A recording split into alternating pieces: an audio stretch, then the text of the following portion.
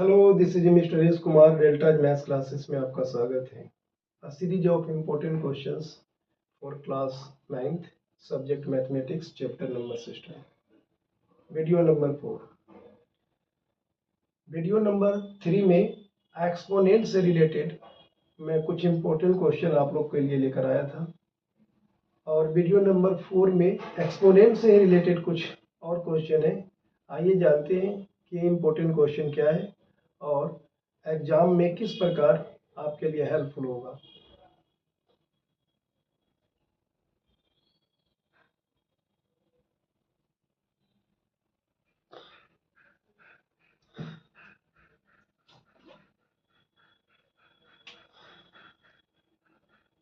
Question number 2 का first part. ये question number first हम पहले ही बता चुके हैं। ये है आपके पास 0.2 रेज टू n इक्वल में है 0.00032। हमें n की वैल्यू फाइंड करना है। सबसे पहले आप 32 को फैक्टराइज कर लीजिए। आप फैक्टराइज करेंगे, इस तरह से आप फैक्टराइज कर लीजिए।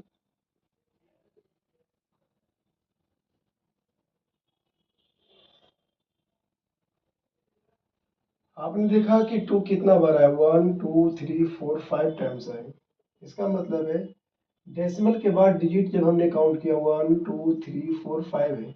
इसका मतलब है कि प्रत्येक 2 के साथ हम डेसिमल लगाकर लिख सकते हैं। 0.2 0.2 5 बार लिख सकते हैं, है ना। कैसे पता चला? आपने जब फैक्टराइज किया था 2 5 टाइम्स है, यहाँ डेसिमल के बाद भी 5 डिजिट्स है, तो प्रत्येक 2 में यानी प्रत्येक फैक्टर में आपने पॉइंट लगा दिया, जिससे कि 0.5 यहाँ पर एक्सप्रेस हो गया। मीन्स 0.2 रेज टू आप 5 लिख सकते हैं, और यहाँ पर ऑलरेडी 0.2 रेज टू n है ना। ये पहले से दिया हुआ है। अब आप देख सकते हैं, ये दिखाने के लिए है, एग्जाम में ऐसा मत बनाइएगा। सिर्फ ये दिखाने के लिए मैं बताया हूँ कि ये सेम बेस है दोनों का। अगर सेम बेस है तब हम पावर को पावर से कंपेयर कर कर लिख सकते हैं n इक्वल टू 5। जैसा कि मैं बताया कि एग्जाम में नहीं लिखना है ऐसे, ये मैं आपको समझाने के लिए लिखा है ना। ये आपका फाइनल आंसर है। इसके दूसरा पार्ट देखते हैं।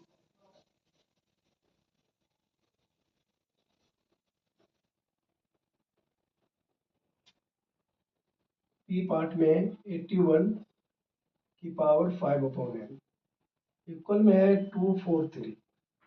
फटाफट इसका हम प्राइम फैक्टराइजेशन करते हैं। 243 को 3 से डिवाइड किया। क्यों किया 3 से डिवाइड, कैसे पता चला? बच्चों के लिए भी इशू होता है। तो आप देखिए 3 से डिविजिबिलिटी रूल को आपको पता होगा।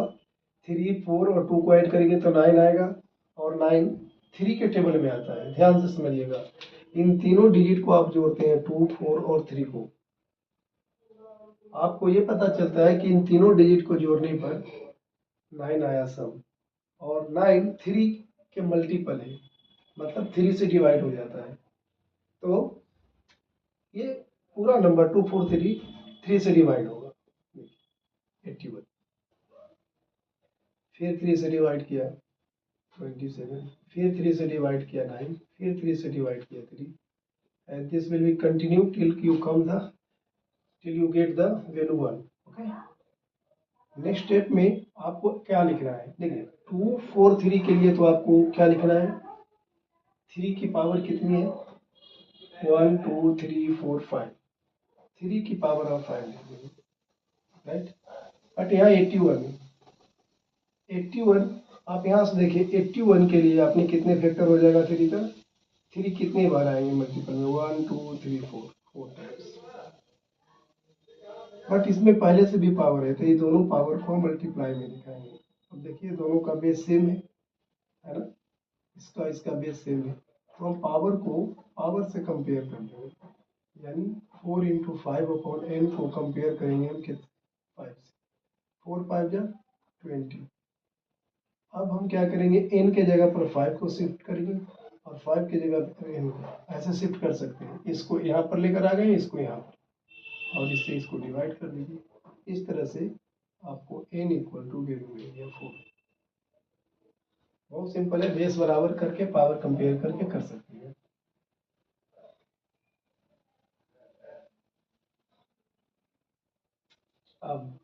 इसके 4 पार्ट हैं, सभी एक ही जैसे हैं। मैं इसे एक पार्ट करके दिखा देता हूँ और बाकी के पार्ट आप खुद करके देखेंगे। ना आने पर आप मुझसे दोबारा पूछ सकते हैं। जैसे आप देख सकते हैं कि 27/64 की पावर -4/3 है। जब इस माइनस को रिमूव करेंगे तो इसका रेसिप्रोकल हो जाएगा, यानी अगले स्टेप में इसे आप ऐसे लिख सकते हैं, है ना। ये माइनस रिमूव हो गया और पावर एज इट इज रहेगा, केवल माइनस हट गया, माइनस है वो कैंसिल हो गया। माइनस हटाते ही ये जो आपका बेस है वो फ्रैक्शन में है, उसका रेसिप्रोकल हो गया, है ना। आप क्या करेंगे, आप इस बात को ध्यान रखें कि अगर P/Q इस फॉर्म में आपका बेस है, आप पावर माइनस में माइनस जब रिमूव करते हैं तो ये बेस का रेसिप्रोकल होगा और पावर एज इट इज रहता है। अगले स्टेप में क्या करना है, आपको 64 और 27 का फैक्टराइज करना है, मतलब प्राइम फैक्टराइजेशन करना है। 64 का और 27 दोनों का करते हैं। ये 2 से किया 32, फिर 2 से किया 16, 8, 4, 2 और 8, 1। ये 27 को भी कर देख रहे हैं आप। 3, 9, 3, 3 बन जाता है। यहाँ पर आपने देखा कि 3 3 बार आया है, 1 2 3 टाइम्स, लेकिन 2 6 टाइम्स आया है। ये 3 टाइम्स है तो ये भी 3 टाइम्स आए, है ना। इसके लिए क्या करना है आपको, ये 2 का पेयर बना के जाए। 2 2 जा 4, 2 2 जा 4, 2 2 जा 4। अब 4 भी 3 बार है और 3 भी 3 बार है। इससे थोड़ा बहुत आपको बहुत हेल्प होगा। ये ऊपर का फैक्टर 4 और नीचे का फैक्टर 3 बेस लेंगे और होल पावर एक ही बार पावर लिखना पड़ेगा क्योंकि दोनों 3 3 बार है। और इसके पावर जो पहले से है 4/3 ये मल्टीप्लाई हो जाएगा, ये कैंसिल 3 से 3 कैंसिल हो गया और 4/3 की पावर कितना है आपके पास 4। अब इसे आप कितना बार लिखेंगे, 4 बार लिखेंगे। कितना बार, 4 टाइम्स लिखेंगे।